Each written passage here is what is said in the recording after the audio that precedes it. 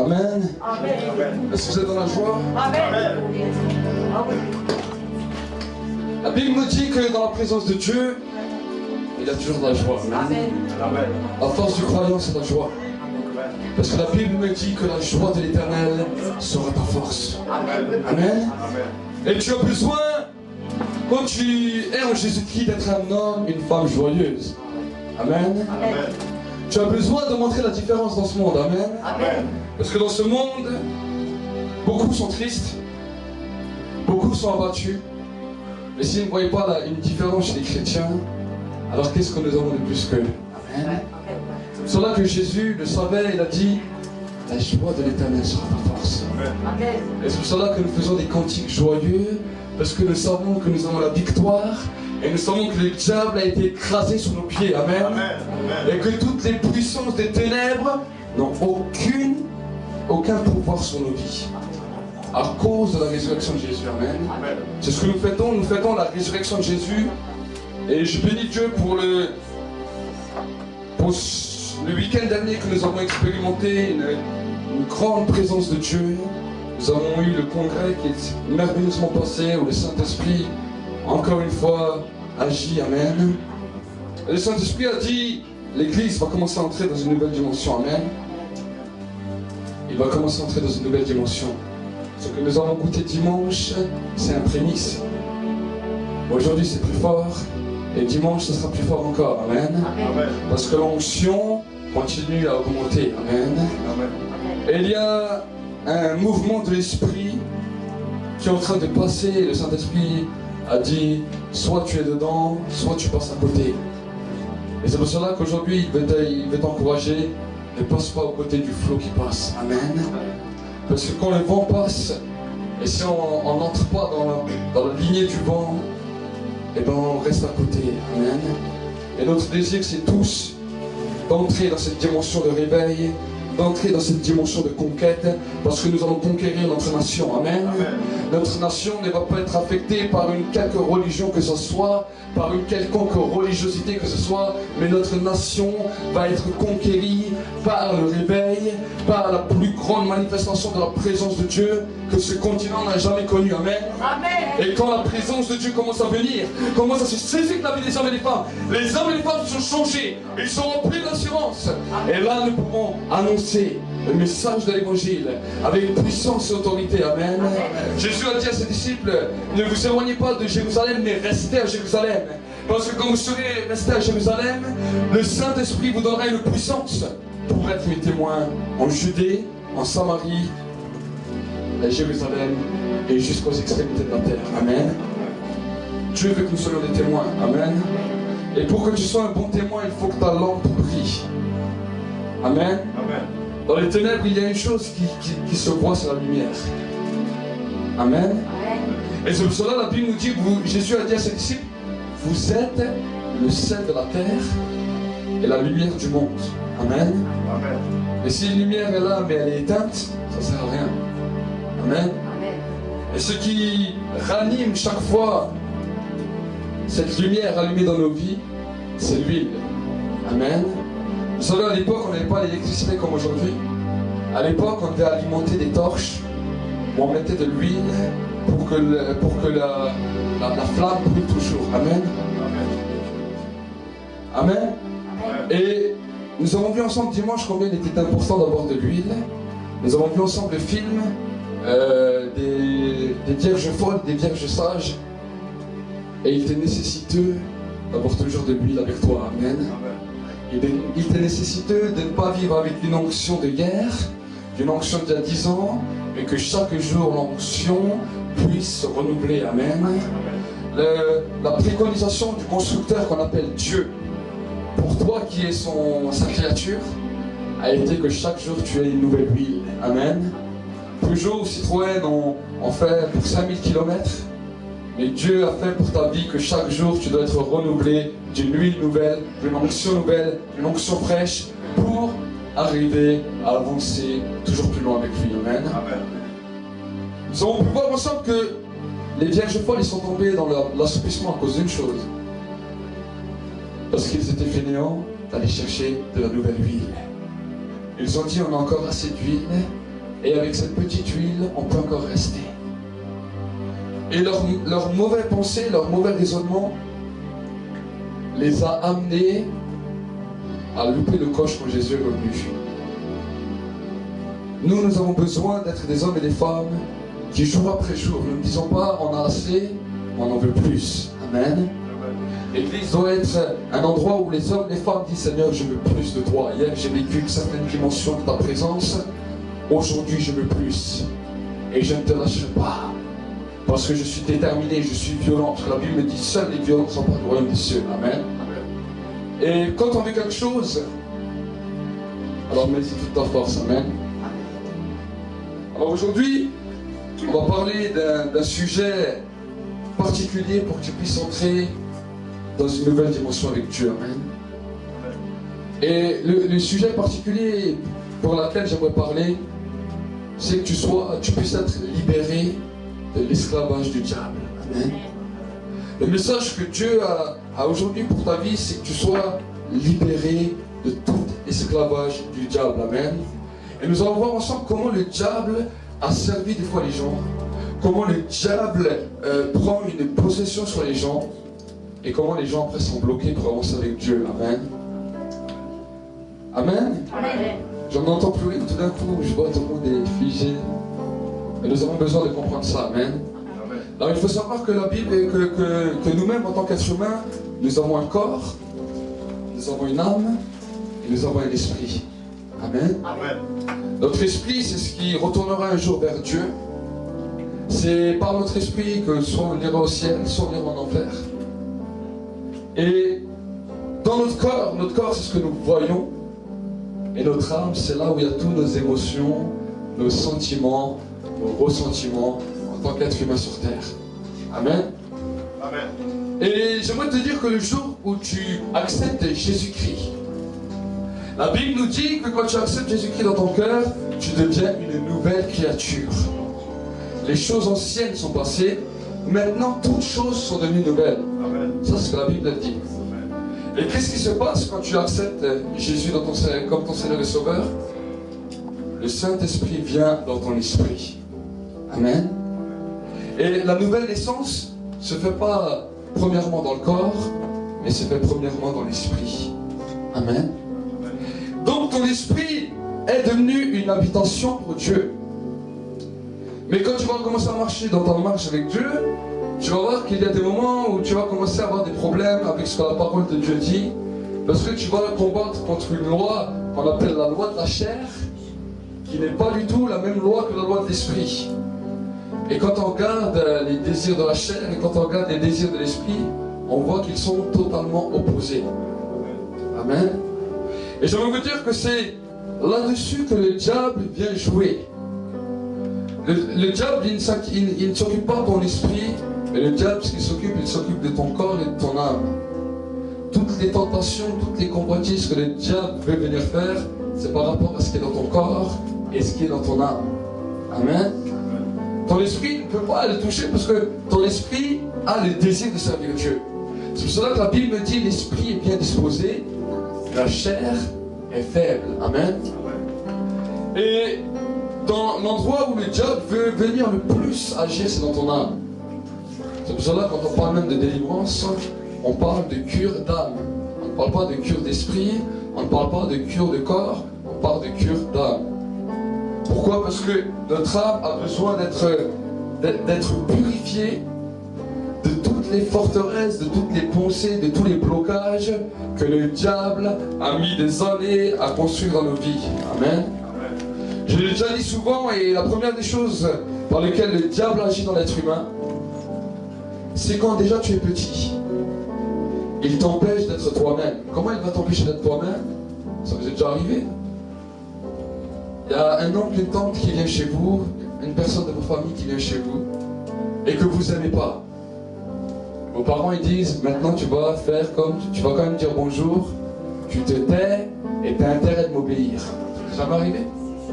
Et le petit garçon ou la petite fille, elle est là, elle aura envie de dire ce qu'elle pense. Mais à cause du papa et de la maman, bonjour tata, bonjour tonton, oui je vous aime.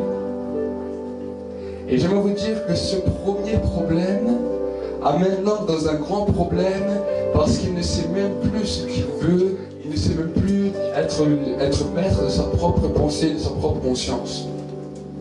Et donc cela qu'on vit des fois dans nos civilisations où les gens sont plus francs les uns envers les autres.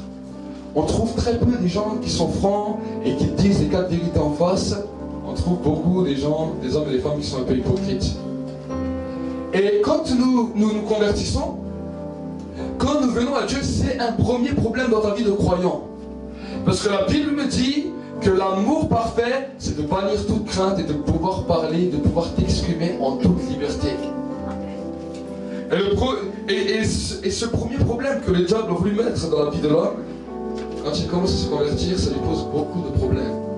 Vous savez, des fois, dans certaines églises, il y a beaucoup de problèmes parce que les gens n'arrivent pas à se dire la vérité et être francs les uns envers les autres. Et c'est là le premier des parcours que nous faisons avec Dieu. Dans lequel on dit à Dieu, Seigneur, maintenant tu vas nous transformer, tu vas nous apprendre à être vrais, et tu vas nous apprendre à être des bonhommes, à savoir dire un langage de vérité. Amen. Le Dieu que nous prêchons, qu'on appelle Jésus, quand il venait sur la terre, il ne parlait pas seulement de la vérité, mais quand il parlait à une personne, il disait en vérité, je te l'ai dit. Il ne parlait pas seulement d'une vérité, mais il doublait la vérité parce qu'il était lui-même le chemin, la vérité, la vie. Amen. Et parce qu'il était lui-même la parole de Dieu, il ne pouvait que parler aux hommes en étant franc avec eux. Amen. Et quand il s'est adressé aux religieux, il leur a dit, vous êtes des hypocrites. Parce qu'au dehors, vous paraissez beaux, à l'intérieur, vous êtes des sépulcres blanchis. Amen. Et c'est pour cela que ça doit être un message qui doit nous percuter dans notre esprit. Parce que si nous n'arrivons pas encore à être vrais avec ton frère, avec ta soeur, si tu as encore des craintes quand tu vois les hommes ou les femmes, c'est que ton amour en Dieu n'est pas encore parfait. Amen. La Bible me dit l'amour parfait de Dieu bannit toute crainte, toute peur. Amen. Et quand nous commençons à grandir dans ce chemin, alors nous allons commencer à être vrais avec nous-mêmes et être heureux. Vous savez, j'ai vu énormément de personnes qui souffraient parce qu'elles n'arrivaient pas à dire ce qu'ils avaient sur le cœur. Combien d'hommes et de femmes dans nos nations, dans les nations du monde souffrent parce qu'ils n'arrivent pas à être francs et qu'ils n'arrivent pas à parler de tout ce qu'ils ont sur le cœur. Et parce que les gens les méprisent, parce que les gens les négligent, ils se renferment sur eux-mêmes et le diable vient à ce moment-là pour les détruire. J'aimerais vous dire que quand nous n'arrivons pas à nous exprimer, quand nous n'arrivons même pas à être vrais avec Dieu, le diable vient pour nous détruire. Et c'est pour cela que Jésus a dit, je suis venu chercher des adorateurs qui adorent le Père, premièrement en esprit. Pourquoi en esprit? Parce que nous avons reçu l'esprit d'adoption par lequel nous pouvons dire Abba Père. Et deuxièmement en vérité. Parce qu'on commence d'abord à être vrai avec Dieu avant d'être vrai avec les autres. Amen. Et quand nous sommes vrais avec Dieu, c'est quand nous sommes dans sa présence. Quand nous voyons notre cœur qui est mauvais. Et on commence à lui dire, Seigneur, tu vois, dans mon cœur, il y a ça qui n'est pas bien, il y a ça qui n'est pas bien. Je reconnais, avant de chercher les fautes chez les autres, je reconnais que dans mon cœur, moi-même, il y a des choses mauvaises. Et à ce moment-là, tu commences à lui demander son aide. Et parce que tu commences à être vrai avec lui, il commence à agir. Amen. Mais souvent on se dit, mais pourquoi Dieu n'agit pas? Dieu agit quand tu commences à être vrai avec lui. Et quand tout ce que tu as dans le cœur, tous les ressentiments, tout ce que tu as, tu commences à lui dire, à ce moment-là, Dieu entre en action. Amen. C'est pas d'avoir une personne comme ça. Parce que d'habitude, en tant qu'être humain, si on veut quelque chose, on est obligé de montrer une image de nous. Une belle image pour recevoir quelque chose. Tu vas aller au magasin, tu vas donner une belle image à la vendeuse, tu vas me donner une belle image au vendeur. Je suis une personne polie, je suis une personne qui te respecte, alors est-ce que je peux avoir une faveur de votre part? Ça, c'est comment l'être humain il fonctionne. Et le problème, c'est que quand on arrive devant Dieu, on vient avec cette belle image. C'est bien où je suis ton enfant, oh, tu connais mon bon cœur, Oh Seigneur, tu connais comme je suis bon. La Bible me dit qu'il n'y a aucun homme qui est bon sur la terre. La Bible me dit pas même un seul juste. Tous sont pécheurs et sont privés de la gloire de Dieu. Et c'est à cause de ce cœur mauvais que Dieu est venu racheter l'homme. Si vous ne connaissez pas l'histoire, je vous raconte un petit peu l'histoire. La Bible nous dit que Dieu a essayé de regarder sur toute la surface de la terre, trouver un seul homme qui est juste. Et il en a trouvé, mais vraiment très peu. Il a trouvé Noé, il a trouvé Enoch. Mais quand il a regardé les autres hommes, toi, moi, tous les autres, il a vu que le cœur de l'homme est tortueux et pécheur par-dessus tout. Et qu'aucun homme sur terre était parfait. Alors Dieu il a dit quoi? Il a dit, je vais changer ma manière. Je vais parler à un homme. S'il écoute ce que je lui dis, et s'il croit à ce que je lui dis, à ce moment-là, je vais le sauver et je vais le justifier. Et la Bible me dit, Dieu a parlé à Abraham. Dieu a commencé à parler à Abraham. Il lui a dit, va-t'en de ton pays, va-t'en de ta famille, tu vas aller dans l'endroit que moi j'ai décidé. Est-ce que tu me crois ou tu ne me crois pas? Il lui a dit, deviens donc une source de bénédiction. La Bible dit qu'Abraham est parti, il a cru. Et à cause de sa foi, bien qu'il était autant mauvais que toi, la Bible me dit que Dieu l'a justifié à cause de sa foi. Amen. Dieu a rendu un homme juste parce qu'il a cru à ce qu'il a dit. Amen. De la même manière, Dieu nous rend juste quand nous acceptons Jésus-Christ comme Seigneur et Sauveur.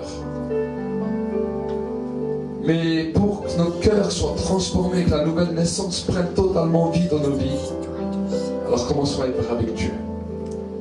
Commencez à être prêts avec Dieu.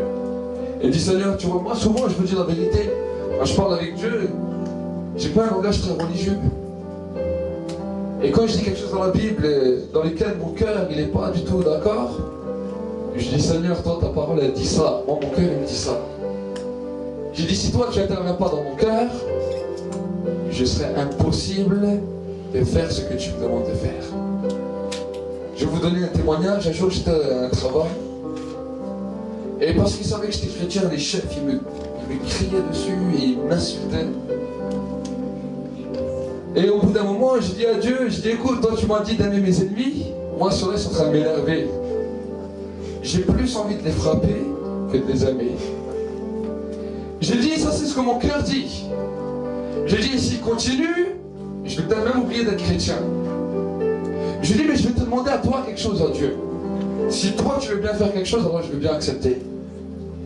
C'est la prière que j'ai faite. C'est pas une prière très religieuse. J'étais vrai avec Dieu, j'étais sincère. 10 minutes après, cette même personne elle est venue, elle a continué à m'insulter. Moi-même je me suis étonné, je le regardais, je l'aimais vraiment. J'ai dit à Dieu, mais c'est la folie. J'ai dit, il y a 10 minutes, j'aurais pu lui taper dessus. Je dis, maintenant je le regarde, il m'insulte et je l'aime. J'ai dit, mais ça c'est pas moi qui l'ai fait. Je dis, parce que moi-même je raisonne pas comme ça. Et là le Saint-Esprit m'a dit une parole qui m'a resté gravée à vie. Il m'a dit, j'ai seulement intervenu parce que tu étais brave avec moi.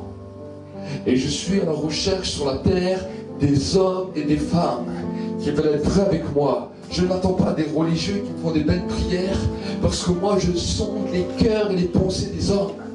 Et s'ils viennent avec leurs belles prières et que leur cœur est mauvais, je ne peux pas agréer leurs prières. Et là, toute ma façon de voir, toute ma façon de raisonner, en tant que chrétien, en tant qu'enfant de Dieu, a commencé à changer. Et j'ai commencé à vouloir parler du message de la vérité. D'un message de la vérité. Chez nous au quartier à l'époque, on disait, ça c'est un bonhomme, ça c'est un homme. Parce qu'au moins il dit ce qu'il pense. Amen. Et Dieu, quand il voit un homme, une femme qui est vrai avec lui, il dit ça c'est mon enfant. Il n'est peut-être pas le meilleur des religieux. Mais au moins quand il parle, il est vrai. Quand je sonde son cœur et quand je regarde sa parole, il n'y a pas de changement. Il a réussi à enlever la poutre de son œil. Amen. Amen. Et ça c'est un des premiers blocages qui bloque le croyant. Apprendre à être vrai avec Dieu. On appellerait ça peut-être même l'ABC de la foi. Le commencement de la foi, c'est d'être vrai avec Dieu. Amen. Le jour où nous nous sommes convertis, Dieu nous a acceptés tels que nous étions. Il ne t'a pas dit, viens avec une belle étiquette de chrétien, viens en étant parfait. Il t'a dit, mais comme tu es, je t'accepte, et comme tu es, je te sauve. C'est pour cela qu'à un moment, l'apôtre Paul, quand il est arrivé dans l'église de Galate, il a dit aux Galates, dépourvus de sens. Pourquoi, après avoir commencé par l'esprit, continuez-vous par la chair? Parce qu'il voulait leur expliquer que si tu viens au début en étant toi-même devant Dieu, après ne change pas. Bien des fois, les systèmes religieux veulent nous apprendre à changer, à ne plus être vrai, et tout d'un coup on fait des belles prières, on arrive à bien prier, mais notre cœur n'y est plus, et on sent comme une sécheresse dans nos vies. On sent qu'il y a comme un désert, comme quelque chose de aride. Et on dit, mais Seigneur, où est la joie de la nouvelle naissance? Où est cette joie que le jour où je donnais ma vie, cette joie est descendue et je pouvais aimer tout le monde? Dans le spirituel, le Saint-Esprit te dit, c'est parce que tu as oublié d'être vrai avec moi. Amen. C'est une des premières leçons que nous devons apprendre, et une première leçon que nous devons graver dans nos têtes. Si tu veux avancer avec Dieu, sois vrai chaque jour avec lui. Sois vrai. Et quand tu vois ton frère, ta soeur, même si tu n'y arrives pas au début, essaye d'avoir un langage vrai avec lui. Si tu n'es pas d'accord, tu dis, mon frère, ma soeur, je vous aime bien, mais personnellement, je ne suis pas d'accord. Et vous voyez, quand vous êtes comme ça, il y a la gorge qui se neue. Pourquoi? Parce que l'être humain, il n'a pas l'habitude d'être vrai. Les politiciens n'ont pas l'habitude d'être vrais. Les hommes du dehors n'ont pas l'habitude d'être vrais. On dit toujours des beaux discours, on aime bien que les gens nous flattent. Et quand nous sommes vrais avec les gens, des fois on ne nous aime pas. On ne cherche pas l'approbation des gens, on cherche l'approbation de Dieu. Amen. Si nous chercherons l'approbation des gens, nous ne serons pas serviteurs de Dieu. Mais si nous cherchons l'approbation de Dieu, alors les gens vont dire, ok, c'est vrai, il a été moins vrai avec moi. Moi, je n'ai peut-être pas été vrai avec lui. Mais la prochaine fois, je vais aussi être vrai. Amen. Et si tu commences à être vrai, alors le diable va déjà commencer à trembler. Parce qu'il va voir un homme, une femme qui est vrai. Un homme, une femme qui se connaît et un homme, une femme qui commence à s'aimer. Tu peux que aimer ton prochain comme tu t'aimes toi-même. Si toi tu ne t'aimes pas, tu ne peux aimer personne. Amen. Et quand on s'aime, on se respecte. Amen. Et quand on se respecte, alors on a aussi des volontés, on a aussi des décisions, donc là on commence à parler. Amen. Amen. Mais il y a également d'autres endroits où le diable veut prendre son pouvoir dans la vie des gens. Et le premier des pouvoirs par lesquels le diable veut venir entrer dans la vie des hommes et des femmes, c'est le péché. Le péché amène un droit que le diable prend dans la vie de l'homme pour le détruire. Amen. Et c'est pour cela que la Bible nous demande de nous séparer du péché. Comment nous nous séparons du péché? En demandant à Dieu pardon et en se détournant du péché. Amen. Nous ne pouvons pas nous détourner du péché seulement en demandant pardon et en recommençant et en redemandant pardon et en recommençant et en redemandant pardon. Mais Dieu veut que nous demandons pardon et que tu te détournes des ténèbres à la lumière. Amen. J'ai déjà donné cet exemple. J'ai dit quand nous marchons, admettons cette lampe est le soleil. On est en plein jour. Le soleil brille. Mais si je marche dans le péché, je ne vois pas le soleil. Je marche dans mon ombre qui est noire. Et parce que je marche dans mon ombre qui est noire, je vois tout le temps du noir. Parce que mon ombre est là, devant moi, et ce que je vois, c'est mon ombre, c'est pas le soleil. Mais si je me détourne de mon ombre, je me détourne du péché, je me détourne à ce qui me lie aux ténèbres, mon ombre sera toujours là. Mais je ne la verrai plus. Elle est derrière moi. Parce que ce que je vois, c'est le soleil. La Bible me dit que Jésus est le soleil levant. Amen. Quand nous nous détournons du péché, on se détourne pour regarder à Jésus. La marque du péché peut être encore là.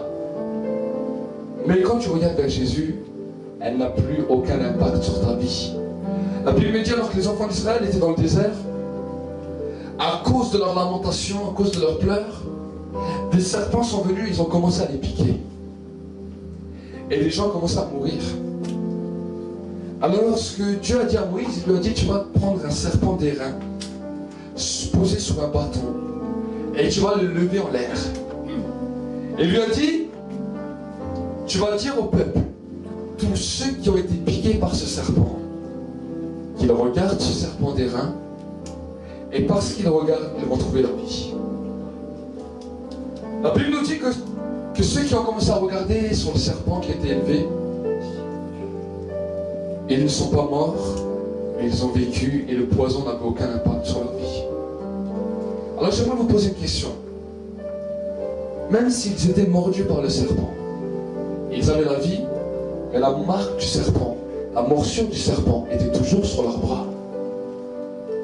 Mais le poison du serpent n'avait aucun impact sur leur vie. J'aimerais que tu puisses bien comprendre cela pour savoir que quand tu te détournes du péché et quand tu regardes à Jésus, la marque du péché est peut-être encore là sur ta vie. Mais le péché n'a plus d'impact sur ta vie à cause de la grâce que Jésus a fait sur la croix. Ça c'est important à savoir. Bien souvent on veut en combat avec le péché. Parce que nous ne regardons pas assez à Jésus et nous ne sommes pas assez vrais avec lui. Amen. Et par contre quand nous disons à Dieu, voilà Seigneur, j'ai péché, je reconnais. Mais maintenant je me détourne de ce péché et je regarde à toi. Je regarde à toi. Je ne veux plus regarder sur ces choses qui m'attiraient, mais je regarde à toi. Et je ne veux pas lâcher mon regard de toi. Et si j'ai des faiblesses, alors je te dis ce qui est dans mon cœur, je suis vrai avec toi, mais je continue à regarder à toi. Le poison du péché n'a aucun impact sur ta vie alors à ce moment-là. Vous savez ce que c'est le poison du péché? La Bible me dit que le poison du péché c'est la mort. Le péché a amené l'homme à la mort. Le péché a amené l'homme dans une telle destruction que nous voyons aujourd'hui sous nos yeux. La conséquence de tout ce qui se passe sur la terre, ce n'est pas parce que l'homme a voulu seulement jouer son gros bras, mais c'est parce que l'homme a péché en voulant vivre sans Dieu. Amen. L'homme n'était pas conçu pour vivre sans Dieu. L'homme n'était pas créé pour vivre sans Dieu. L'homme avait besoin d'un créateur. Amen. Et ce message aujourd'hui doit te parler. Parce que c'est un message profond qui va nous emmener dans la repentance. Amen. Dans lequel les liens que le diable voulait mettre sur ta vie pour être brisés ce soir. Là où le diable voulait te retenir dans ton âme, dans ton émotion, dans tes impressions, en te rendant même des fois fou ou en détruisant toute ta vie, ça doit être brisé ce soir. Tu dois ressortir de ce lieu libre. Et pour ressortir de ce lieu libre, tu dois comprendre comment le diable agit. Amen. Comment Dieu agit et comment le diable agit. Donc la première des choses, c'est d'être prêt avec Dieu. La deuxième des choses, c'est de se détourner du péché. Amen. De se détourner du péché. Demander pardon, oui, mais détourne-toi du péché. La Bible me dit quand Jésus il parlait à certaines personnes à qui il a rendu la santé, il a dit, va, tes péchés te sont pardonnés, mais ne pêche plus. Amen. Bien souvent, nous entendons Jésus pardonne nos péchés, nous sommes heureux. Et très peu de fois, nous entendons va et ne pêche plus. Amen. Va et ne pêche plus. Et vous savez, le péché amène Dieu en colère. Il faut le savoir. Parce que Dieu haït le péché. Dieu aime le pécheur, mais Dieu haït le péché. Et pour nous montrer son amour, il nous tend sa main. Amen. Mais c'est à nous de saisir sa main. Parce que si nous ne saisissons pas sa main, c'est le péché qui nous détruit. Amen. Donc c'est quelque chose que nous devons comprendre. À savoir que le diable agira toujours dans ton âme et dans ton corps. Pourquoi? Parce que quand tu as commencé à pécher, il y a comme une porte ouverte sur ta vie dans laquelle il commence à te détruire. Soit il te détruit physiquement par des maladies, soit il te détruit intellectuellement, soit il te détruit financièrement, soit il commence à prendre un droit sur ta famille. Et le diable détruit les gens. La Bible nous dit même que les péchés des parents, des arrière-grands-parents, c'est une malédiction qui suit même jusqu'à 4 générations. Non seulement tu te maudis toi-même en péchant, mais tu maudis même 4 générations de ta descendance. Amen. C'est pour cela que nous avons besoin de comprendre cela. Parce que nous ne voulons ni avoir des blocages pour nos vies, ni que nos descendants aient des blocages. Amen. Amen. Et c'est cela que nous devons le comprendre. Et si nos parents, nos arrière-grands-parents ont fait un péché, on demande Seigneur à Dieu pardon. Et Seigneur, on va sortir de ce blocage que nos parents, nos arrière-grands-parents ont mis sur nos vies. Amen.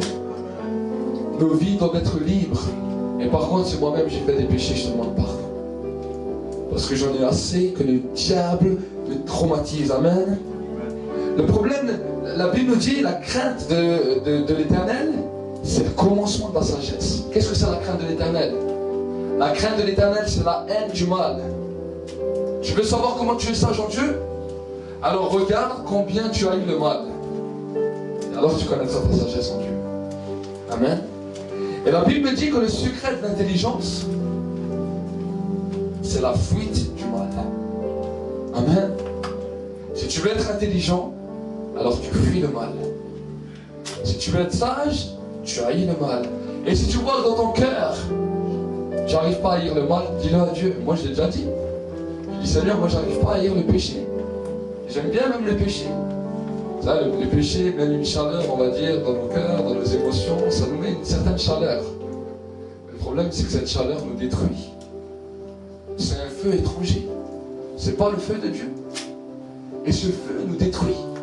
Ce feu nous ronge. Ce feu nous bouffe. Et ce feu amène une destruction mauvaise dans nos vies. Alors là encore, on doit être vrai avec Dieu. Seigneur, j'aime tellement ce péché. Seigneur, j'aime tellement ce péché. Mais si toi, tu ne m'aides pas. Et j'aimerais toujours ce péché. Ta parole me dit que cela est horreur à tes yeux. Alors maintenant, je viens en étant vrai avec toi. Et je crois que tu vas faire quelque chose. Amen. Seigneur, enlève-moi cet amour pour le péché. Et apprends-moi à mieux t'aimer. Amen. Le problème, c'est qu'on aime le péché. Pourquoi? Parce que notre amour n'est pas 100% à Dieu. C'était le problème de beaucoup de rois dans l'Ancien Testament. Ils aimaient le Seigneur, mais la Bible nous dit leur cœur n'était pas tout entier à Dieu. Ils avaient des petits péchés mignons, comme on appelle. Le problème, c'est que les petits péchés mignons détruisent les individus. Amen. Les petits péchés mignons nous détruisent. Ils détruisent ta vie, ils détruisent ma vie. Et c'est pour cela que le diable vient toujours avec des petits péchés mignons. Ça ne donne pas des gros péchés. Les petits péchés que tu as dans le cœur pour pouvoir te détruire. Amen. Aujourd'hui, c'est un temps où vraiment je ne savais pas sur quoi je devais prêcher. Et le Saint-Esprit m'interpellait aujourd'hui. Il me disait, parle sur ça. C'était pas un message que j'avais forcément programmé. Après un temps comme nous avons vécu dimanche, je ne savais pas quelle était la direction que Dieu voulait. Mais je crois que Dieu veut la purification ce soir. Amen. C'est un temps où il amène l'Église dans une nouvelle dimension. Et comme je l'ai dit au début de ma prédication, le vent de l'Esprit passe. Et pour pouvoir être dans ce mouvement de l'Esprit, nous avons besoin d'être purs devant Dieu. Amen. Parce que le péché va nous empêcher d'entrer dans ce mouvement et on va passer à côté. C'est pour cela que nous avons besoin de revenir également à l'essentiel, nous repentir devant Dieu et nous détourner du mal. Parce que la Bible dit que Dieu est en colère à cause du péché. Dieu est en colère sur toute la surface de l'humanité quand il voit le péché. Mais Dieu tend sa main pour que quiconque accepte de monter sur sa main, pas seulement de prendre sa main, mais de monter sur sa main, ne parvienne pas au jugement, mais qu'il ait la vie éternelle. Amen. La Bible me dit que tout le monde est sous la condamnation, sur le jugement de Dieu.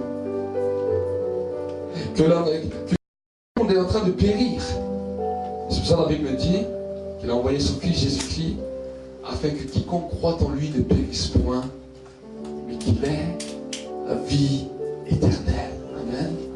Et cette vie ne commence pas le jour où tu quittes cette terre. Cette vie commence aujourd'hui. Cette vie commence aujourd'hui sur la terre. Quand tu deviens une nouvelle personne.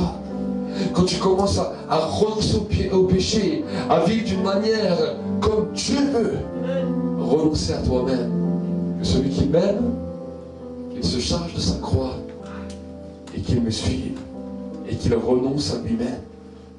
Tu ne dois pas renoncer aux gens qui sont autour de toi, et tu dois renoncer à toi-même. Parce que l'être humain aime pécher. Est-ce que vous le savez? L'être humain aime pécher. Notre premier ancêtre a péché. Dieu lui a dit ne fais pas, il a fait. Quand tu as des enfants, si tu leur dis ne fais pas ça, ne touche pas à ça, tu vas voir que c'est la première des choses qu'ils vont faire. Ils ne vont pas faire ce que tu attends d'eux. Mais quand tu lui dis ça, tu ne touches pas, alors le petit va dire mais pourquoi il me dit ça? Je vais exprès toucher. Ça c'est le cœur de l'homme. Et c'est pour ça que l'apôtre Paul a dit si je n'aurais pas connu la loi, je n'aurais jamais eu de convoitise. Mais parce que j'ai connu la loi, en entendant la loi, mon cœur a produit lui-même cette convoitise. Pourquoi? Parce que là, l'être humain, quand on lui interdit quelque chose, pourquoi maintenant Dieu me dit de ne pas faire ça? Et c'est quelque chose qui nous démange. Vous connaissez, j'espère. Vous savez que ces choses-là, ça nous démange. Quand on nous dit ne fais pas, on est dans une entreprise, on nous dit tu ne touches pas ça. Mais pourquoi il nous dit de ne pas toucher? Et ça cogite dans nos têtes, ça cogite dans nos têtes. Et il y a une démangeaison qui vient. Et quand on nous dit il ne faut pas pécher, ça nous démange. C'est pour ça que l'apôtre Paul n'a pas dit il ne faut pas pécher. Il a dit tout n'est permis, mais tout n'est pas utile. Il y a certaines choses qui nous détruisent et il y a certaines choses qui nous construisent. Alors si tu t'aimes, tu vas choisir les meilleures choses, les bonnes résolutions. Amen. Si on te propose des bons morceaux de gâteau et qu'il y a des beaux gâteaux à la crème, bon je sais qu'il y en a certains qui sont jeunes aujourd'hui, et qu'on te propose un beau gâteau à la crème et un autre gâteau vraiment qui n'a pas l'air bon, qui n'a pas de goût, lequel tu vas choisir? On ne te dit pas c'est interdit de prendre le mauvais. On ne te dit pas non plus c'est interdit de prendre le bon, on te dit choisis. Ce que Dieu te dit aujourd'hui c'est choisis la vie. Choisis la bénédiction et tu auras la vie. Choisis la malédiction et tu auras la mort. Dieu te laisse toujours le choix. Dieu ne te force pas. Tu ne pourras jamais venir devant Dieu un jour en disant Seigneur tu m'as forcé. Dieu ne force personne. Mais Dieu appelle des candidats volontaires. Ça, ils l'ont compris même dans les États. On peut voir que même en France, quand on a obligé l'armée aux gens, les gens ils désertaient l'armée, les gens ils fuyaient l'armée. Mais l'État, un jour, ils ont compris. Ils ont dit si un jour on demande qu'aux seuls volontaires de venir dans l'armée, alors on n'aura pas de problème avec ces gens-là parce qu'ils ont signé volontairement. Et s'ils ont décidé de marcher dans cette armée, ils ont intérêt de marcher correctement parce qu'ils l'ont fait de leur plein gré. J'aimerais te dire que c'était une loi que Dieu a fait il y a déjà 2000 ans. Il n'a jamais obligé personne de le suivre. Il a dit mais si tu me suis, il y a une loi à respecter. Amen. Non seulement tu auras le bonheur, tu auras la joie, tu auras la paix, tu auras une paix qui surpasse ton intelligence, une joie qui donnera ta force. Tu auras un amour incommensurable. Et tu seras aussi libre du péché. Amen. Être libre du péché, c'est important. Amen. Le péché, c'est ce qui détruit l'être humain, c'est ce qui détruit notre humanité. C'est ce qui, le même péché, c'est ce qui détruit même des enfants. Quand on voit des enfants qui sont en famine, qui meurent de faim dans certains pays, tout cela, ce sont des conséquences du péché. Pourquoi? Parce que l'être humain est tellement focalisé sur son péché qu'il oublie des pauvres enfants qui sont en train de mourir de faim. Il est tellement assoiffé par le pouvoir, par la course effrénée, qu'il y a des guerres où il y a des centaines, des milliers d'enfants qui meurent chaque jour. Et nous les jugeons facilement, ces gens. Mais nous avons également nos péchés mignons qui sont là. En les jugeant, nous ne sommes pas meilleurs qu'eux. Nous sommes pareils. Parce que nous chérissons nos petits péchés. Nous ne savons pas que c'est ces petits péchés, un jour qui étaient petits, qui ont amené que des enfants innocents meurent de faim. Qui ont amené qu'il y a des guerres où des gens innocents meurent. ça, c'est une conséquence du péché. Amen. Là, je vous ai montré la grande échelle de la conséquence du péché. Mais au début, ça a toujours commencé petit. Amen. Devant Dieu, il n'y a pas un grand péché, il n'y a pas un petit péché. Des fois, on dit oui, mais un mensonge, c'est pas un péché. On dit un mensonge, j'aimerais vous dire, un mensonge, c'est comme un meurtre. Devant Dieu, c'est un péché. Parce que le diable, on l'a pas... Alors, vous savez comment on l'a appelé? On l'a appelé le père du mensonge. On l'a appelé le père du mensonge. Donc alors, commençons à mettre nos vies devant Dieu. Et je crois que je vais arrêter là mon message, mais on va prier. Amen. C'est un temps où je crois le message du Saint-Esprit était peut-être court. Mais c'est un temps où nous devons ensemble faire une analyse de nos vies. Amen. Un temps où nous devons revenir à l'essentiel et à nous détourner de nos mauvaises voies. Courbons nos têtes ensemble. S'il y a peut-être dans ce lieu une personne qui n'a jamais donné sa vie à Jésus et qui aujourd'hui dit Seigneur, c'est vrai, j'ai vécu sans toi, je ne te connaissais pas, mais aujourd'hui je veux te connaître.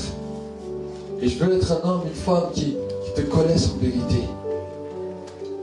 Alors lève seulement ta main dans la salle.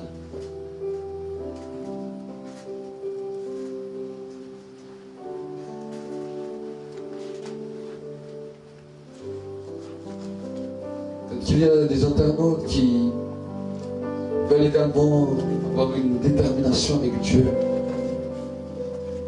Alors pendant un instant, dis Seigneur Jésus, aujourd'hui je t'accueille comme mon Seigneur et Sauveur personnel. Aujourd'hui, j'ai entendu le message et je te demande pardon pour mes fautes et mes péchés. Et non seulement je te demande pardon, mais je vais me détourner maintenant. Me détourner de mes mauvaises voies. Seigneur, donne-moi un cœur nouveau et un esprit bien disposé pour t'adorer. Seigneur, je reçois aujourd'hui la vie éternelle et je proclame que mon nom est inscrit dans le livre de vie. Seigneur, je te demande de me conduire toujours plus loin sur le chemin que tu as voulu placer dans ma vie. Et Seigneur, merci, parce qu'aujourd'hui tu me donnes un cœur nouveau. Dans le nom de Jésus. Seigneur, merci, je te loue, je te rends grâce, Seigneur, pour toutes les personnes qui ont décidé aujourd'hui délibérément de leur plein gré de te donner leur vie. Seigneur, je te demande de les bénir maintenant, de les visiter maintenant. Et que Seigneur, mon Dieu, mon roi, merci pour la gloire qu'il y a dans le ciel. Parce que tu as dit, quand un seul pécheur se repent, il y a la fête dans le ciel. Seigneur, je te remercie pour ce temps. Et je te remercie pour nos bien-aimés. Dans le nom de Jésus-Christ. Il y a peut-être des gens qui sont croyants, mais qui aujourd'hui veulent vraiment renoncer au péché, veulent réellement se détourner. Ils ont marché avec Dieu, mais bien souvent le diable est venu par des péchés mignons, par des choses qui ont commencé à bouffer l'onction dans ta vie, à même te détruire. Aujourd'hui c'est le jour pour toi. Ne regarde pas ce que ton frère, ta soeur qui sont à côté de toi, personne aujourd'hui te juge. Aujourd'hui c'est entre toi et Dieu. Et aujourd'hui tu peux sortir de ce lieu totalement transformé. Parce que tu as décidé de toi-même. Parce que tu as décidé d'être vrai avec Dieu. Bien souvent moi-même je suis passé par ce chemin où j'ai décidé d'être vrai avec Dieu. Ça a coûté. Mais Dieu est intervenu. Et aujourd'hui, le Saint-Esprit te lance cet appel. Si aujourd'hui tu sais qu'il y a des péchés dans ta vie, des choses dans lesquelles tu as envie d'être libéré aujourd'hui, alors lève ta main dans l'église. Lève ta main dans l'église. lève ta main. C'est le jour de la délivrance. C'est le jour où tu te détournes de tes mauvaises voies. Et que nous puissions ensemble nous lever, tous ensemble. Et que nous puissions ensemble prier avec un groupe. Que nous puissions tous prier avec tous ceux qui ont levé leurs mains pour les accompagner dans cette prière. Et dire, Seigneur, répétez après moi cette prière, Seigneur, aujourd'hui, j'ai entendu ta parole. Seigneur, je ne peux pas vivre avec un pied dans le péché et un pied dans ta gloire. Mais aujourd'hui, Seigneur, je viens devant toi en étant vrai avec toi et en reconnaissant que dans ma vie, il y a des péchés mignons. Pendant un instant, parle avec ton Dieu. Personne ne va écouter ce que tu pries. Il y a la musique qui est là. Et commence à parler à Dieu de ce que le Saint-Esprit t'a mis à cœur. Des péchés qui te bloquaient de sa présence. Commence à lui parler. Il y a des choses qui déplaisaient à Dieu. Commence à lui parler. Cœur à cœur. Et dis-lui, Seigneur, je renonce à telle chose. Seigneur, je renonce à telle chose. Je renonce à ce péché. Je renonce, Seigneur, à ce problème. Commence à renoncer.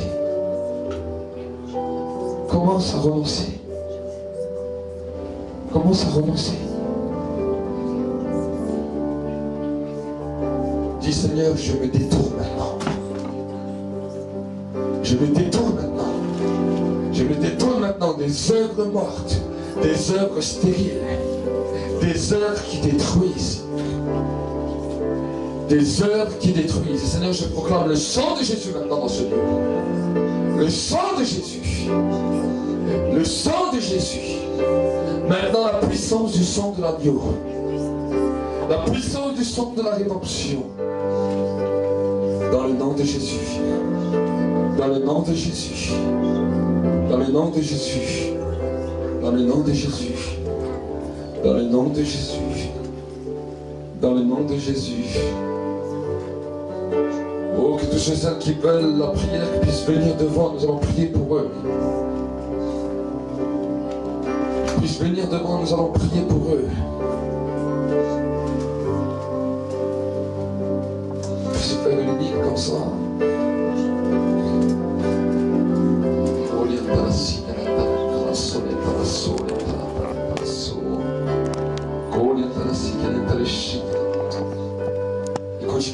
Continue à prier. Seigneur, le sang de Jésus maintenant. Seigneur, le sang de Jésus commence à couvrir mes frères et mes sœurs. Le sang de Jésus commence à laver mes frères et mes sœurs. Dans le nom de Jésus. Dans le nom de Jésus. Seigneur, mon Dieu, mon roi, je proclame vraiment ta grandeur et ta grâce. Et ne s'appelle plus que je détruis maintenant tes œuvres. Maintenant, je détruis toute œuvre du diable. Maintenant, je détruis toute œuvre du diable. Maintenant, je détruis toute œuvre du diable. Maintenant, je brise maintenant toute chaîne des ténèbres dans le nom de Jésus. Diable impur, maintenant, tu lâches maintenant les vies. Tu lâches les vies maintenant. Tu lâches les vies. Tu lâches maintenant. Seigneur, mon Dieu, mon roi, maintenant, je déclare ta bénédiction. Saint-Esprit, merci maintenant, c'est toi qui amène la vie. Maintenant. La vie maintenant. La vie. Là où il y avait la mort, Seigneur. Là où il y avait la mort. Maintenant, je détruis toute œuvre mort éternelle maintenant. Et je proclame maintenant la grâce. Je brise maintenant toute chaîne. Dans le nom de Jésus. Seigneur, je déclare le feu maintenant. Le feu de la purification. Le feu de la purification. Le feu de la purification.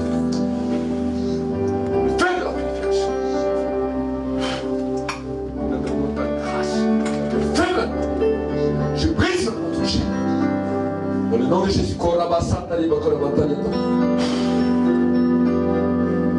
maintenant